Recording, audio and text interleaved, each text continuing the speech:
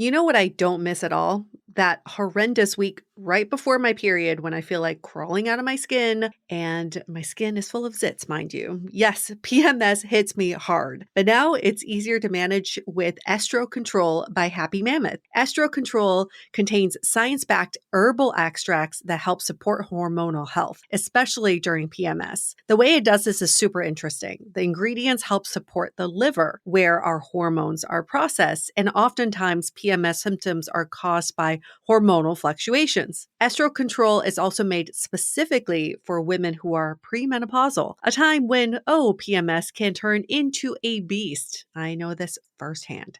So for a limited time, you can get 15% off on your entire first order at happymammoth.com. Just use the code DATEABLE at checkout. That's happymammoth.com and use the code DATEABLE for 15% off today. Yes, we all know the quality of makeup and skincare products are important, but have you ever thought about how you apply them is even more important for results? Since 2019, Anissa Beauty has been leading the way in creating vegan and cruelty-free makeup and skincare brushes that are safe for your skin and the planet and are designed to optimize the application and absorption of skincare products. Their popular Pinnacle foundation brush has made such a big difference for me. I used to hate wearing foundation because it always felt so caked on, but with this brush, I can use so little product and it goes on flawlessly due to its patented triangular shape. Anissa Beauty's brushes deliver value and quality like no other. The same goes for their Pinnacle Skin Brush, which has completely changed how I apply skincare. I no longer use my hands to apply my products. Check out the Pinnacle Foundation Brush as well as several other amazing brushes at anissabeauty.com and get 30% off site-wide with the code DATEABLE. That's ANISA beauty.com. And don't forget to use the code DATEABLE. Hi, I'm Yue Xu. And I'm Julie Kraftchick. We're active daters turned dating insiders. Here to dive into everything modern dating and relationships. Welcome to Dateable.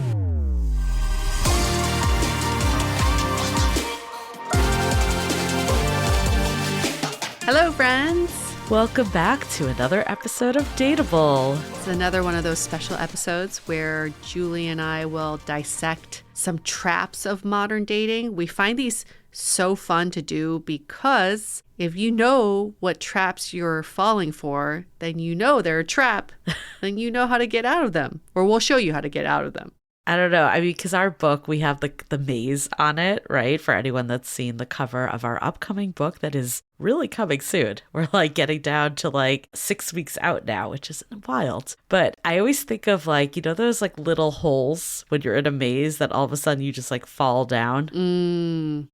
I can just like visualize like someone running and just being like, whoop, I'm in. Yeah. And then being like, fucking A, how did I get here? How do I get out?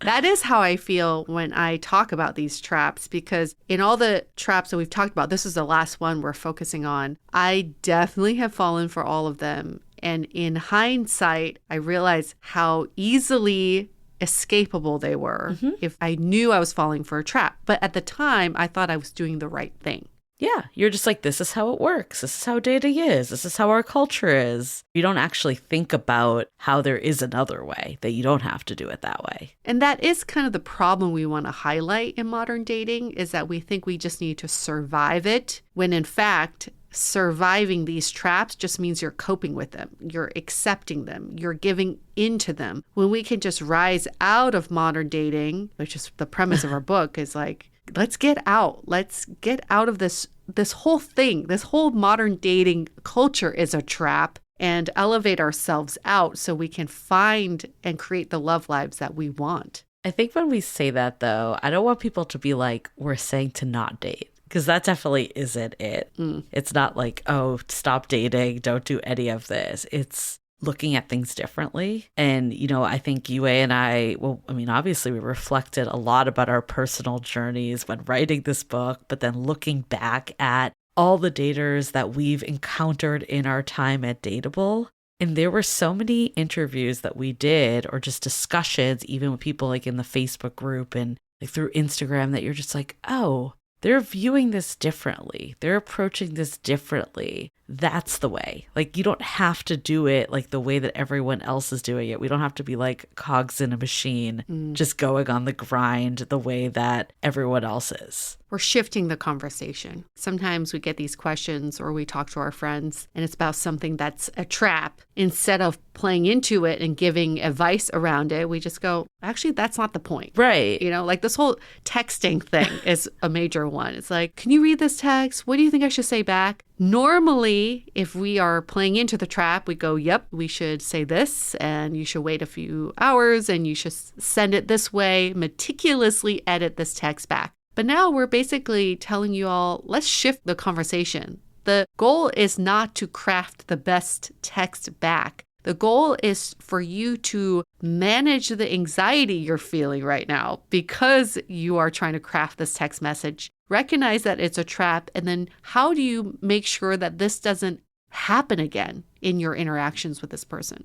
Well, I'm excited to go into it. I really love doing these episodes, and we see that you all do too. We like to track, like, what episodes get more listens. And, we also look at like completion rate. We are analytical. It's funny that, in podcasting, like you do have all these metrics. And it's really fun though, because we can see that these episodes have really resonated for you all. And that gives us a lot of hope that the book will be even more of that. And we are just so delighted by all the amount of people that have been putting in their order numbers, getting their pre-order extras for free. If you haven't heard yet, if you're living under a rock or you're new to Dateable, either way, if you pre-order our book until publication day, which is in January 28th, so this is going to expire at some point, you basically have a bunch of freebies waiting for you. Free! We have our modern dating survival guide. We have a guide to navigating dating anxiety, which would be perfect for what you just talked about, Yue. Yes. With the texting. And then we have the 25 questions to ask, and those will actually surprise you. We're not telling you to go pepper your date with questions,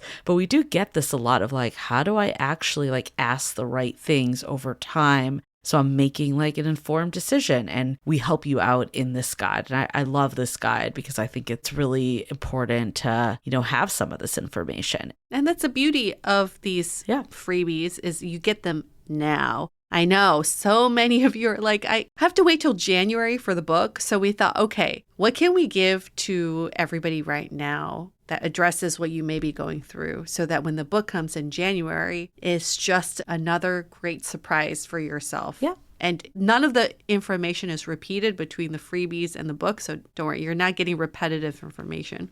No. And I think even these episodes too, we're setting up the traps we do talk about in the book, but it's really just skimming the surface. This book really, the crux of it is like, okay, now that we know what the problems are with modern dating, what do we do with it? And, Yue and I, like, we're thinking about it, and I feel like we have a hard time saying this. Yeah. But I do really think like we have figured it out. Like we have figured out how to make dating work for many people. I'm going to go back to this photo that just stays in my head of our sounding board group that we used to have during the pandemic. They all came to San Francisco. We took this group photo. Like how Facebook will be like, remember this day 5 years ago, like or our whatever. 10-year anniversary, friendiversary. Yes. Another example.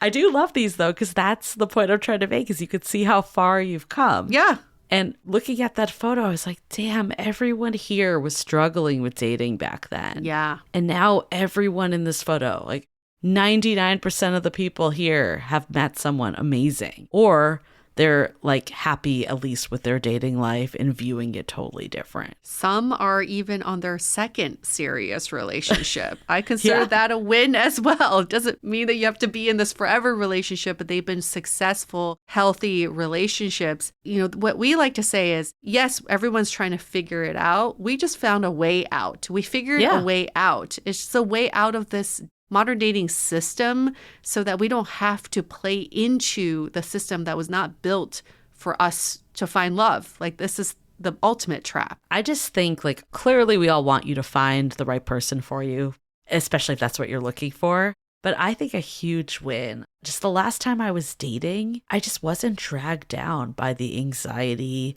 and the fears and the mental health stuff that came in so strong for me in the past.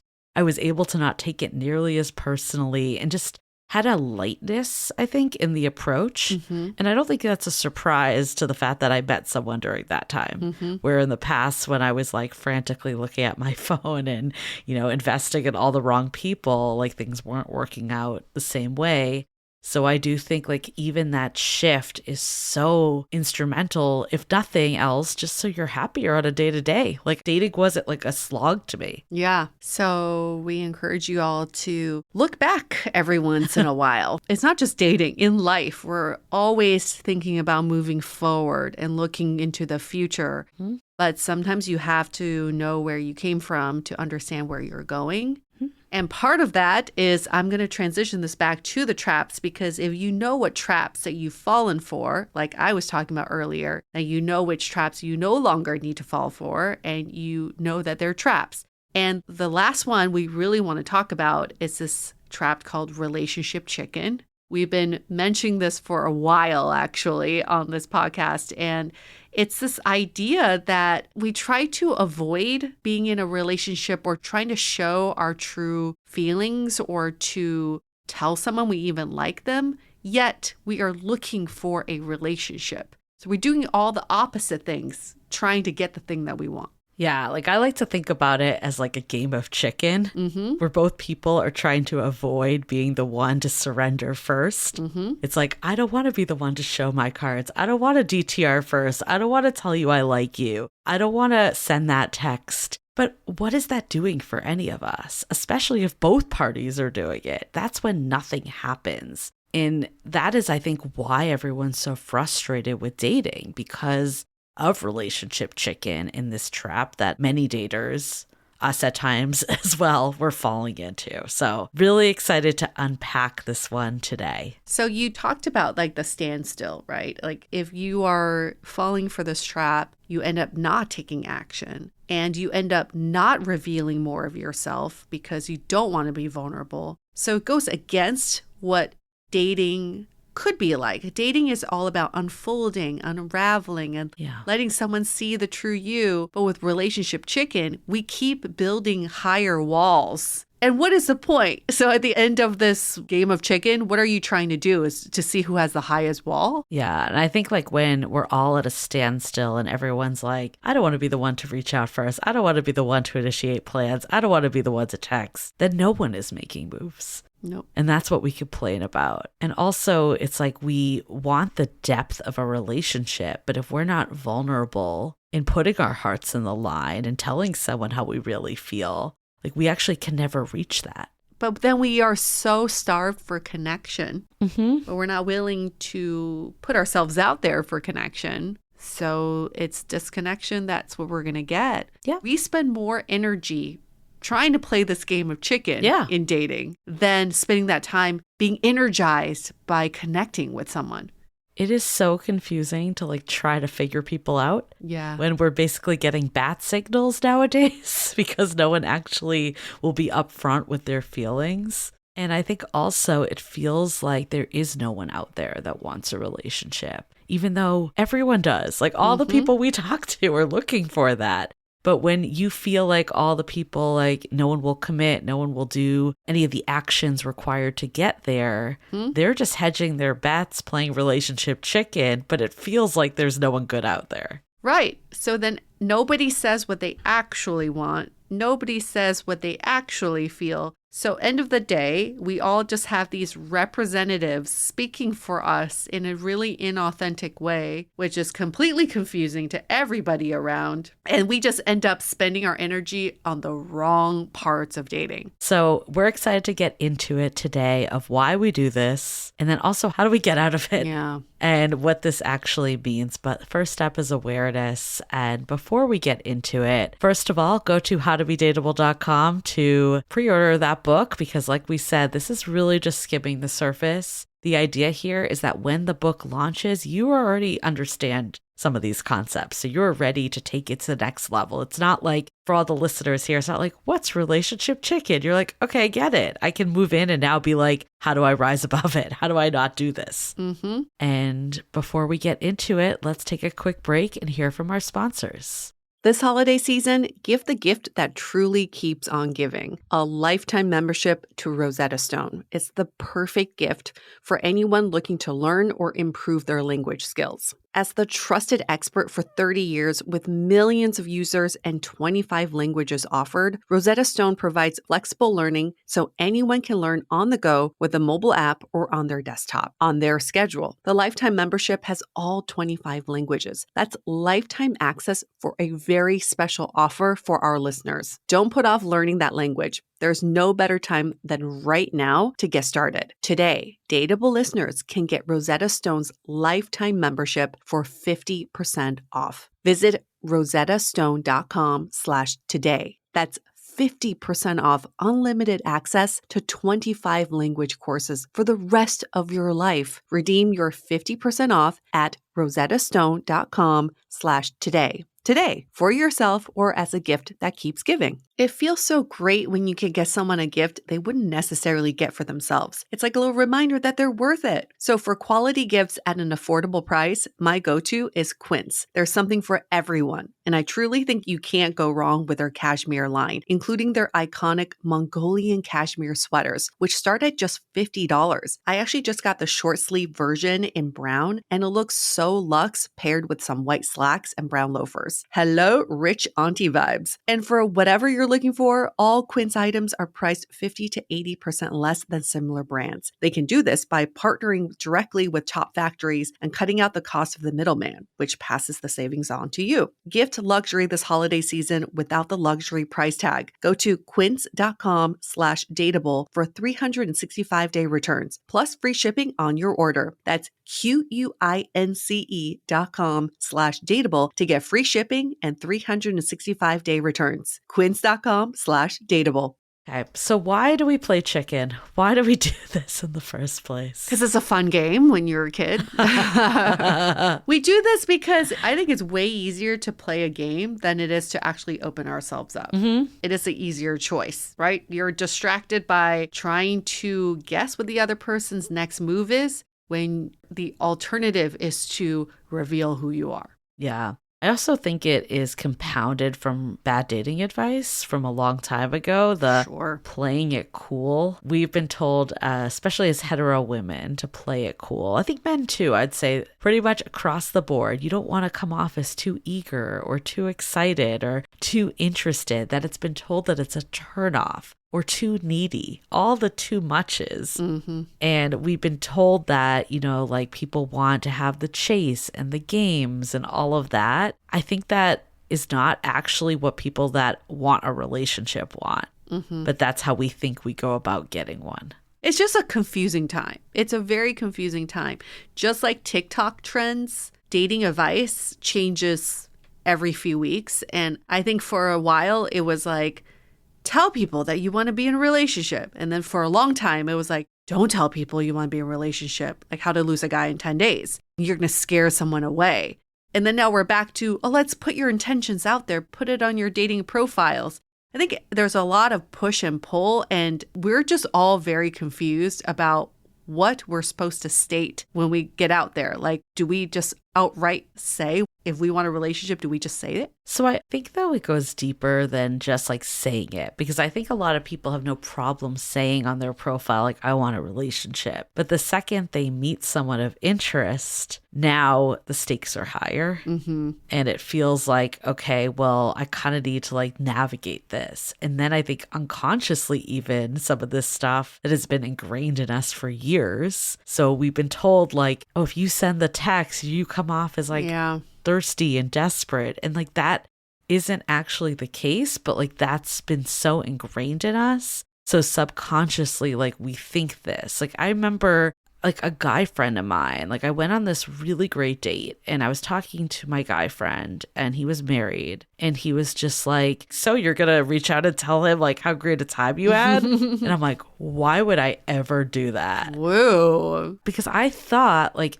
if I disclosed I was interested, like he would become less interested. This was a long time ago. I've now been like, okay, if I want to text someone, I'm going to text them. I don't really believe that anymore. And I think like that actually became so core that I knew I wanted someone that I could just send a text whenever the heck I wanted. So why would I hold that back in dating? But there was that like belief system that was in me that thought that I was doing dating wrong if I was that like forthcoming. Because there's this like win-lose mentality in dating. We think that if we show our cards first, we lose. Yeah. So we try to hold off on showing our cards as long as possible. And somehow when the other person tells us they like us first, it's like, haha, yeah, you lose. I have the upper hand.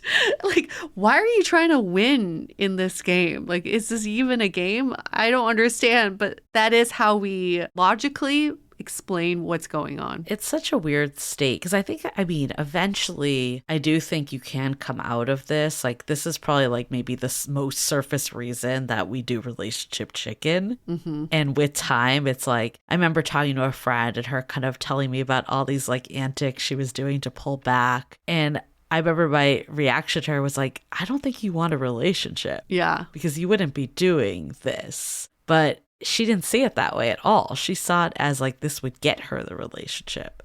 Yeah. We think we need to do this in order to quote unquote trick the other person. Like somehow they're going to wake up one day and be like, oh my gosh, I'm so interested in Yue because she is so hot and cold all the time. That makes it interesting for some reason. I think my perfect example of a relationship chicken is the guy I started seeing in December. This is years and years ago. We started seeing each other in December. And it's that awkward few months because Yep. Valentine's Day rolls around and you've been dating for just a few months. And both of us were kind of beating around the bush with it. And he said, let's get dinner next week being Valentine's Day. Here are the options. February 13th, February 14th, or February 15th. Talk about playing chicken. And I said, how about February 13th? Because I was like, I'm not going to let him win. I'm not going to say Valentine's Day. I don't need him on Valentine's Day. So we went out on the 13th, like such a random day, the day before Valentine's Day. I feel like I've done something like that too. And it was coming from this place of like, I want to look like I have plans. Uh-huh. Yep. And I don't want to look like I have nothing going on. But like, why are you trying to prove that if someone's telling you they want to have plans with you? What are your plans? Nothing. They're probably sitting at home being upset you're not out with that person. Right. Like if you're supposedly like dating this person, what other plans could you have that could make the other person feel secure? Right? So I think people might be like coming into this conversation at various points. Like you might be like, oh yeah, I do this. And you're very conscious and very aware. Mm-hmm. You might be saying, I don't do this. And then maybe you need to dig a little deeper. Is there a text that you still haven't answered because they took a while to text you back? Sometimes it's very subconscious. Or maybe you could be like, okay, old self did this and I have outgrown some of these antics and I am a little more authentic. So wherever you are, like meet yourself there. Mm-hmm. The point of this isn't to say like you're doing something wrong. It's really just to bring awareness that this has been so ingrained in all of us. And it takes like actually just being conscious to get out of it. Yes. Thank you for pointing that out. It's not your fault. You've been falling for the traps like everybody else. You're not doing this maliciously. You wouldn't be doing this if you didn't think it actually benefited you. We're just telling you that it's a trap and it's not benefiting you, but it's not your fault. The reason I said that, though, it's like when we say it out loud, some of it does sound like so ridiculous. But we have gotten like a lot of these questions in of just like holding back, right? It's like anytime you feel like you're holding back to manipulate a situation, then you are playing relationship chicken. And you know, it comes from a place of protection. Totally. Right? It's all fear-based. I chose February 13th because I didn't want to face that potential rejection that maybe he didn't want to see me on Valentine's Day. We do this push and pull because we think that's the only way to have control over our hearts, and we can preemptively reject someone before they reject us. But end of all of this hoopla, you realize what you're doing is just running away from this person and not actually showing that you want to come closer. I'm really glad that you pointed out this like fear of losing control, because I think we can all see like the protection mechanism. Yeah. But this one maybe isn't as obvious. But this was definitely there. Like, I remember being like, I don't want to be the one to like DTR first, because then if they're not in lockstep with me, then it's out of control. And now it's like the ball's in their court. So if you can be the one that isn't getting rejected, I think there's also like this form of like image management, maybe is a good way to put it, that like I used to be able to say like, oh, they didn't reject me. Yes. You know, if you don't do anything, you could never get rejected. But you also could never have a relationship if you don't do anything. Right. If you're so afraid of being hit by a car and you never leave your house, yes, you won't be hit by a car, but you also can't live life. This is like part of what we're talking about with the love crisis too, is because of so much fear, we are not actually stepping out of our houses, aka our comfort zones, aka getting out there with opening our hearts up, that yes, we don't get hurt, but we're also not experiencing life to the fullest. I think part of it too is like the fallout of Me Too culture, because now, you know, there was more back in the day, and I'm not saying we should go back here at all, because there's a lot that's very toxic with the dynamics that used to play out, especially in hetero relationships with men and women, where men were the pursuers and women were kind of like the ones leaning back, playing it cool, waiting. But nowadays, no one is making moves at all. So everyone's kind of has that fear getting in their way. Like, I just always think of that conversation that we had with Christine Emba. She was like the columnist for Washington Post. She wrote a book about this.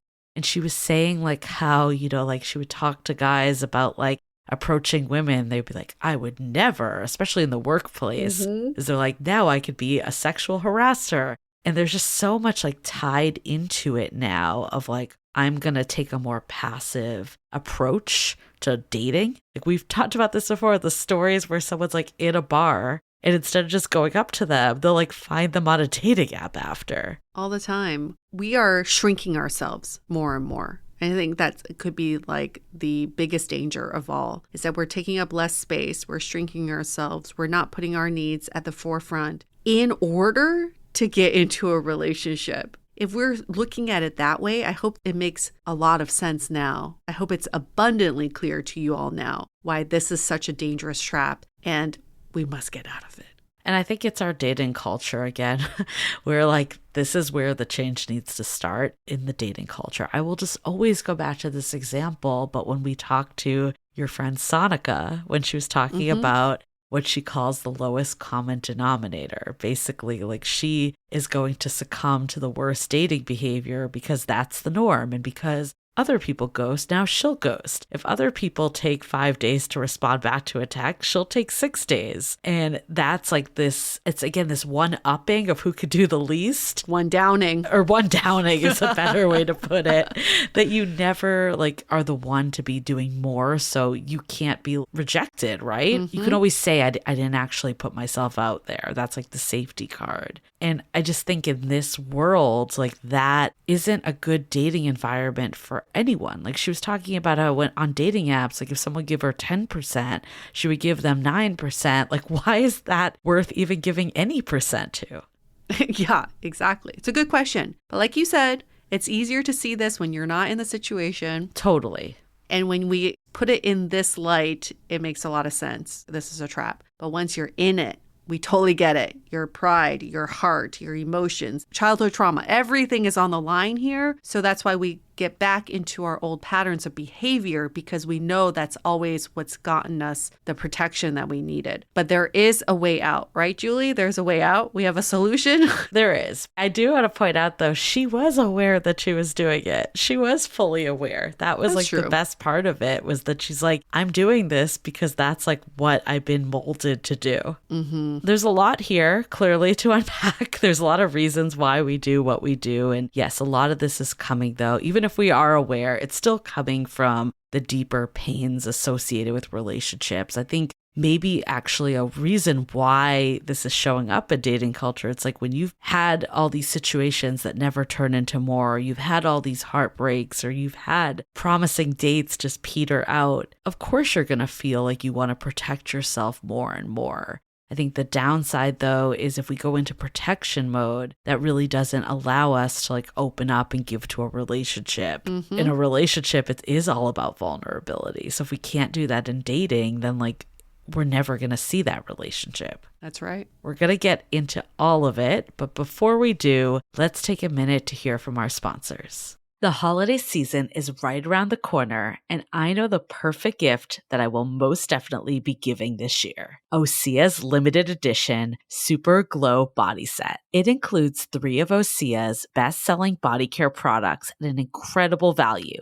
packed in a box so beautiful you can skip the wrapping paper. This is gifting made easy. We've said it before on the podcast, but both Yue and I are obsessed with their new Undaria Algae Body Wash, which is part of the set. But all of the products in this set, the body wash, body oil, and body serum, feel like you're taking a luxurious trip to the spa. They just leave your skin feeling silky soft and unbelievably glowing. So maybe while you're at it too, you'll want to grab one for yourself. But hurry before this limited edition sells out. Give the gift of glow this holiday season with clean, clinically tested skincare from Osea. And right now we have a special discount for our listeners. Get 10% off your first order site-wide with the code DATEABLEPODCAST at OseaMalibu.com. Cuffing season, or as we like to call fluffing season, is here. Want to add some holiday cheer into the bedroom? Spice up your life with the natural power of cannabis with Via. Via has developed a unique blend of pleasure-enhancing cannabinoids, libido-strengthening herbs, and a medium dose of THC all into one mind-blowing gummy called High Love. And they just dropped their High Love bundle, which includes a pack of gummies and a vape, so you can unlock the full experience at a reasonable price. I am all about these gummies that make me feel oh so good. I tell you, it's the real deal. And if THC isn't for you, you can still take advantage of their CBD line with products designed for sleep, focus, and energy that will keep you glowing all year long. So if you're 21 or older, head to viahemp.com and use the code DATEABLE to receive 15% off. That's VIIAHEMP.com and use the code DATEABLE at checkout. Please support our show and tell them we sent you. Take your passion and pleasure to a whole new level with High Love from Via Hemp. Let me guess, you have a life and job that you love, but the one thing missing is love itself. If you want to take your dating journey seriously this year, we highly recommend checking out Dating Intentionally wherever you get your podcasts. Dating Intentionally is hosted by Talia Karen, who's on a mission to make dating fun and help you date with confidence. Talia pulls from her own experience going on 180 dates with over 60 people in just 10 months, which ultimately led to her getting married. She's also joined by therapists, coaches, experts, and authors like us. We had a great conversation with Talia on her show all about dating skills you need to find the relationship you want. That's episode 78. If you're looking for practical, no-nonsense advice that you can apply to your dating life today, you can listen to Dating Intentionally on Tuesdays and Fridays on Apple, Spotify, YouTube, or anywhere else you get your podcasts. How do we not fall for relationship chicken? Well, one, we already did that, acknowledging that this is a trap and that you've fallen for it. So number one is observing and acknowledging. And then figuring out the root cause for this. I know if I take my example of the day before Valentine's Day example, the root cause is a fear of rejection, a fear of getting hurt because I had gotten hurt before. And also I didn't want to be disappointed. I didn't want to set myself up for the possibility of us being on a date on Valentine's Day and having it not be something meaningful. So I knew that if we met up the day before, we can both say it was not a big deal because it wasn't Valentine's Day. So I can recognize that now. I think a big piece for me too was reframing rejection. This was so big. And I do think a lot of relationship chicken comes from fear of rejection. And rejection is such like a natural fear. Of course, no one wants to get rejected. And I just think back to like that episode we did with Exit Interview where Jason, who was our first Exit Interview participant, he basically he was saying that none of his dates worked out, and that's why we did an exit interview. And then we talked to his dates and they were like, actually I was interested in going on another date with him, but I sensed that he wasn't interested. Right. And it was just this like cycle of disinterest. And when he heard this, he was like, I was preemptively not reaching out because I just couldn't bear to get that there's no emotional connection text again. And that was so hard to get. I feel like he is now in a happy, healthy relationship. So He is. Go Jason. But I think for him, hearing that was so key because a lot of times we get in our head, and also outside of just that, he could hear when people didn't see him and it really had nothing to do with him. It was just where they were in life. And if I had looked at it as rejection and a sense of worth and where I was coming from, it would have made me go and play relationship chicken and withdraw. But instead, I embraced rejection. I was like, okay, on to the next. That person wasn't the right person. They're just making room for the right one. Yeah, it's such a good reframe, looking at rejection as redirection, knowing that it is not personal. Even if it can always be interpreted as personal, you can choose to not interpret it as personal. I think that's the point. Yes. And in our book, we talk about rejection therapy as well. Basically, like if you look for the no's, like keep asking questions, hoping for a no, then the word no longer holds that much meaning. It just becomes a word that you hear. And today I actually heard this other way of reframing rejection. This person said, think about when you ask someone for something, you're asking them to play a role in your life. And if they say no, it means they are just not willing to play that role in your life. And I was like, that is also a really interesting, like non-personal way of looking at that too. I think ultimately, we all know rejection sucks because as kids, we did not like hearing no. And that's how we grew up, thinking that no was negative. We have, as adults, we have the power to take that no and spin it and say, it's not a good or bad. It's information. I think another big piece too with relationship chicken is on the flip side of all this is, let's say you do meet someone you really like and they're great. We want to protect ourselves because we don't want to invest time into them. And then down the line, we uncover some big red flag or some reason why this relationship isn't going to work. So we want to get all the information. We want to make sure we're making the most informed decision possible. We want to date enough people. So when we choose wisely. But all of this, in my opinion, is why we're not in relationships, because we're like looking for everything to line up. You know, I remember talking to like one of our friends who, you know, really was that person that would always be dating multiple people and never really had like a serious long-term relationship. And when she met someone who seemed pretty wonderful, she was like, you know, I'm still not sure. We haven't been dating that long.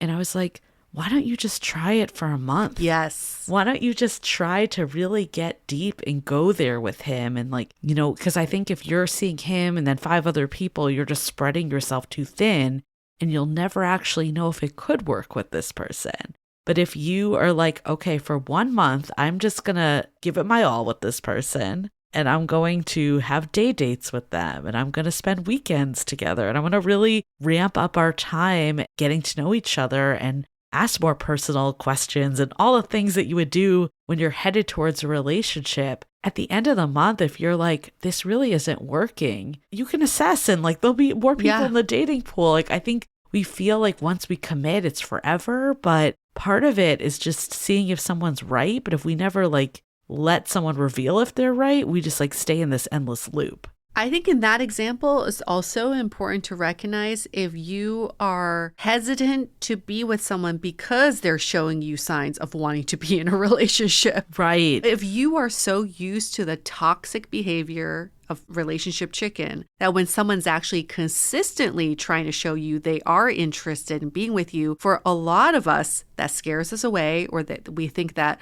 is this love bombing, or we think, oh, this person's boring because they're consistently showing up for me.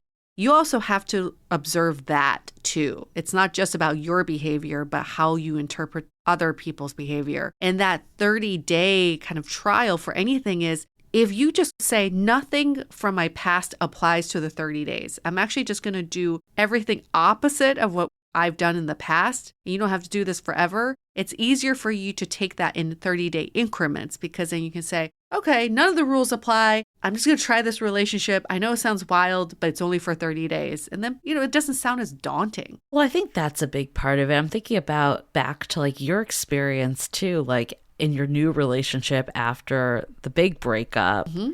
And part of it, and correct me if I'm wrong, this isn't how it felt. It's like, if you go through something so traumatic of ending that big relationship, like an instinct could be to just be like, I don't want to go there again. Yeah. But if you can put it into these like smaller increments, it doesn't feel as scary or forever. It feels more like manageable of like, I'm going to put myself out there and try with this person, and then we can evaluate. It doesn't need to be just like every decision's made right now, because then just nothing would ever get made. And you can be really intentional about it. Basically just for the 30 days saying, we're going to go all in, do everything as a couple, do everything a couple would be like, and be like we're in a relationship. This is a simulation of our relationship. Instead of, I think when people are hesitating and playing relationship chicken, they're going, I'm going half in first, testing out the waters. Let's see how things go. And if they prove themselves to be relationship worthy, maybe I'll go a step further. This is just like both people are on the same page, but it's only for a short period of time. I could hear people saying like, well, I don't want to lead them on. And I think that is a concern that a lot of people have is like, if I'm not sure, I don't want to lead the other person on. Sure. But I think we have to remember that dating is a discovery process. It does take time to actually see if someone is compatible. And if you're always hedging your bets and never going all in, like it's just impossible to even get that data in the first place. So I think if you're being open and intentional and honest with the person, then you aren't being like malicious, try to like waste their time. I mean, also, I think we have to think about like what is time wasted. If you spend a month going all in with someone and you learn so much about what you're looking for, even if it doesn't work out, you could also be spending 3 months hedging your bets and seeing them once a week and all this stuff. Seriously, the time that we waste playing relationship chicken and not collecting actual information about the other person could be much better spent on spending time collecting information. I think that, and then just showing up as a partner with relationship chicken, with dating, it's so me against you. It's almost like we're, like in this combative place with our dates. Totally. It's like who, again, is trying to like win at this relationship. And it's just not a good place if you're always like, I want them to like me more. Like some of that old archaic advice I think is so toxic of just like even being in that mindset to be like trying to make those shifts. Like if we could just come in and be like, I'm going to treat this person like they are a partner, even if it's for an hour. That's just such a different take of against like going in of like me versus you. Yeah, that kind of dynamic is so hard to start a relationship from because already you're looking for a winner and a loser. Yeah. But in a healthy relationship, both people win together. You're in this relationship together. So we always like to think about how can you view even the first couple dates as if you were in a relationship? How would you treat this person? How would you talk to this person? How would you talk about your day if this was your partner? Instead of looking at them as the enemy, what if they're just on your side? Would you still show up with the same, like, I'm going to assess them for 5 minutes and see if they're worth my time, right? Would you show up with the same kind of like, I had a really bad day. Are you going to waste my time too? It's just like the energy we bring is so different if we know that this person is already on your team. Yeah. I like think back to like the times when I would show up to dates without putting their name in my phone. And my mentality was like, well, I'm probably not going to see them again anyways. Yes. Like going into a date that way is so bad. Like I might as well not have shown up. The second I actually started switching that and putting their names in, yes, I treated them more with humanity and more as like a person that I assumed would be in my life instead of assuming they wouldn't be in my life. That's a very different energy that you bring even into the phone. Right. Like your phone's like, oh, an actual person. I'm going to prioritize showing you this actual person's text messages. Yeah. So I think, though, the people that are saying like, oh, I'm not combative or I'm not at like odds with the person, I think I would encourage people to look deeper, because I think even if you're just waiting for them to text you because you don't want to be the one to do it first, that's me versus you. That is combative. Yeah. And it doesn't necessarily mean you're like fighting with your date when you go out with them, but it's the energy of like, if you were in a relationship, you wouldn't sit there and wait for them to text you first. I would hope. No. A healthy relationship, you would just text when you wanted to and you tell them what was on your mind. You wouldn't like craft this response that, you know, could win them over.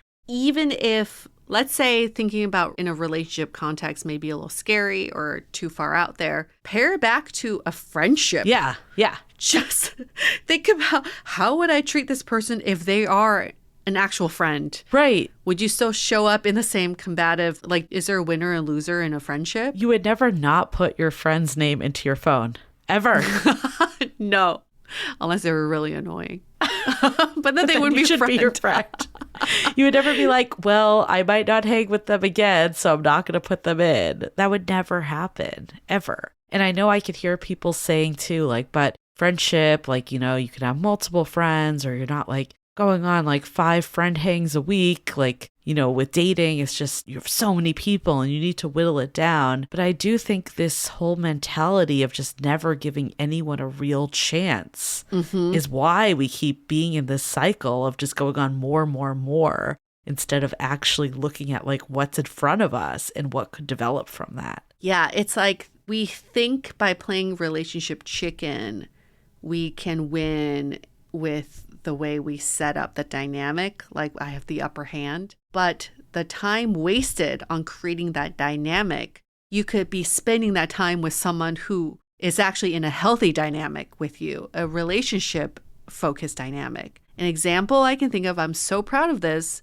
is when I first became single, my friend May was like, I want to introduce you to someone. Do you want to be set up? And I was like, sure, I want to be set up. And we were texting back and forth with this guy, and he was very responsive, very communicative. We had really good banter, but he was away for work and we couldn't find a time to see each other. But he was like, I'll be back next week and let's get together. And then when he was back for the whole week, I didn't hear from him.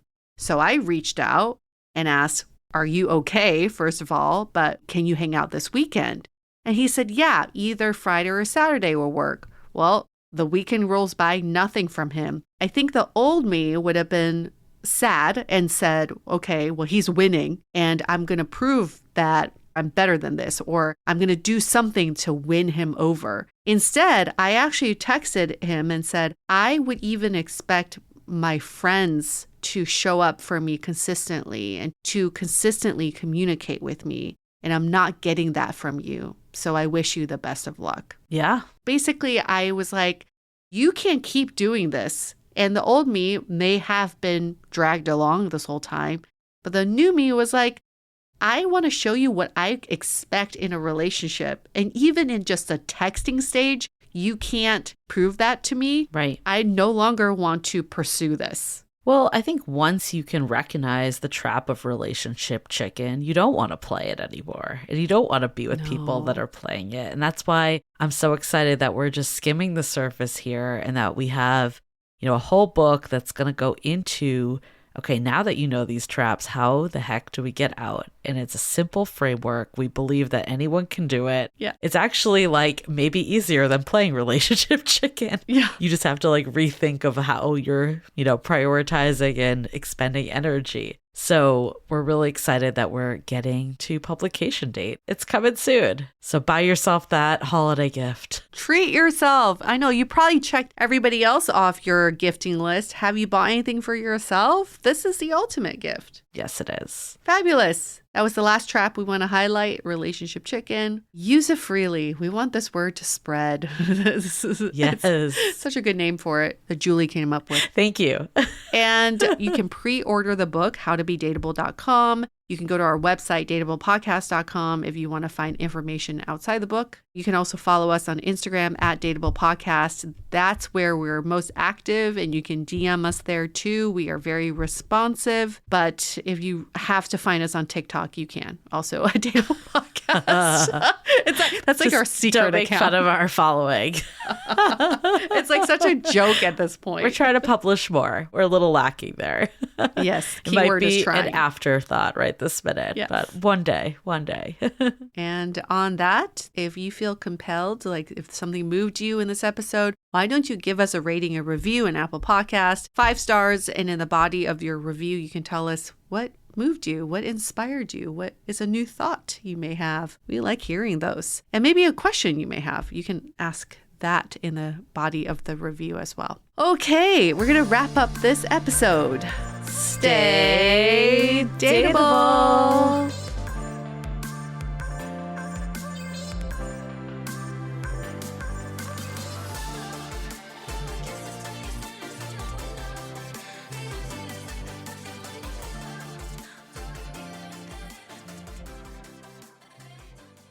It is Ryan Seacrest here. Everybody needs some variety in life. That's what I love about Chumba Casino. They know how to keep things fresh and exciting. All their games are free to play, like spin slots, bingo, and solitaire. You can claim free daily login bonuses, too. And they release new games every week. So spice things up with ChumbaCasino.com now for your chance to redeem some serious prizes. Sponsored by Chumba Casino. No purchase necessary. VGW Group. Void where prohibited by law. 18 plus terms and conditions apply.